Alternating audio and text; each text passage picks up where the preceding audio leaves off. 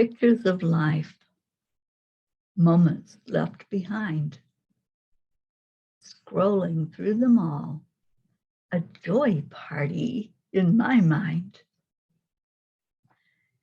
If there's one thing this journey has taught me, it's to stop and enjoy sunsets, sunrises, barren land and lush greenery, mountains and valleys, but most of all, the shared moments with those I meet along the way.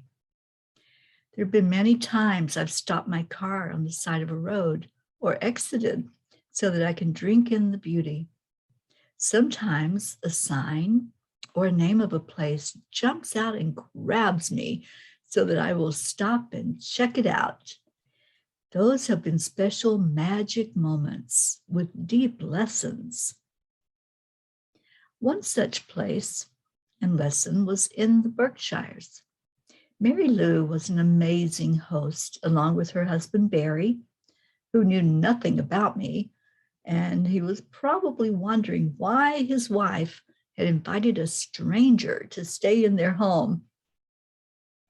Ever the one to turn a stranger into a friend, I proceeded to hold conversations with him and find out what was important to him, which turned out to be family, specifically his elderly dad, who he would meet up with regularly in Vermont. It was special being in their home, but as we drove throughout the beautiful Berkshires, I saw such amazing beauty and energy. Several miracles happened there. Mary Lou took me to her church, where she had worked for many years.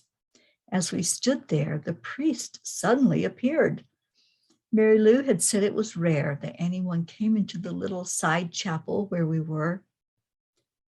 The priest, seeing Mary Lou and myself, approached us, and she told him about the mission of the Peace on Earth tour and that we were going to do a land blessing in the area.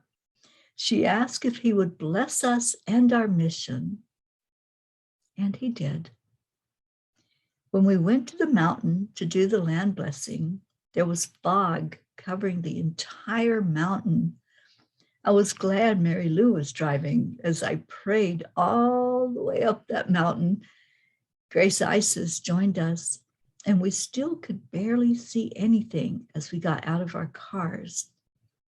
We began walking, knowing in our hearts that we were supposed to be there. We prayed for the fog to lift so we could see to do the land blessing. We giggled like schoolgirls as we looked for an opening to walk into in search of the perfect place. When we saw the signs that always appear at land blessings, these are hearts, peace signs, etc., we decided to proceed. A hole was dug. The ceremony was held and captured on video as there was no Wi-Fi. As we looked around, we could see perfectly. There was no fog where we were doing the land blessing. There was fog all around us in every direction, but it was as though that very spot had been cleared just for us. We knew that God's hand was holding open the veil of fog, and it brought to mind the blessing of the priest on our mission. Angels, it is in times like this that we feel stronger in our faith. How can we keep that faith alive in moments where things do not work as perfectly, or so we think? When the mission of our life feels like an uphill battle and we are trudging it alone.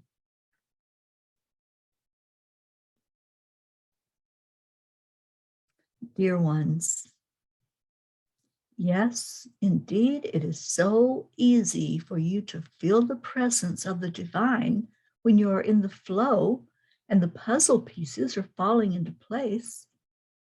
With nothing to complain about, you can be more open to seeing the magic of each moment.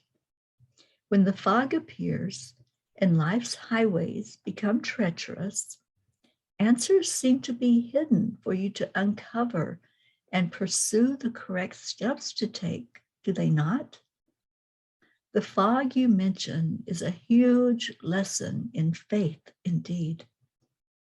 Had you turned back and delayed the timing of the ceremony, you would have missed the experience of watching the opening and clearing that only God could do.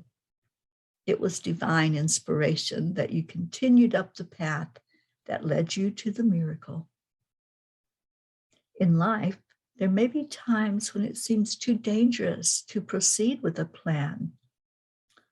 You think, maybe I should wait until the end of the bad weather, or maybe I will just go to a different place because I know it's safe there. Dear ones, do you not realize that the safety is there no matter where you go? When you forget who you are and that you are walking a divine path, that is when the potholes appear to throw you off track. Stay in your full trust and knowingness in your heart that you are safe. The world would have you believe otherwise. You may be warned about doing things and you forget for a moment who is in charge. Be in the world, but not of the world. Listen to your higher consciousness for guidance, not those who may not have your best interest in mind. Fear is not your friend. Know with certainty that as you walk your divine path, you are not alone. The fog will lift to show you clearly where to place your steps and the right turns to make. Hold those mountaintop experiences in your memories and enjoy the party.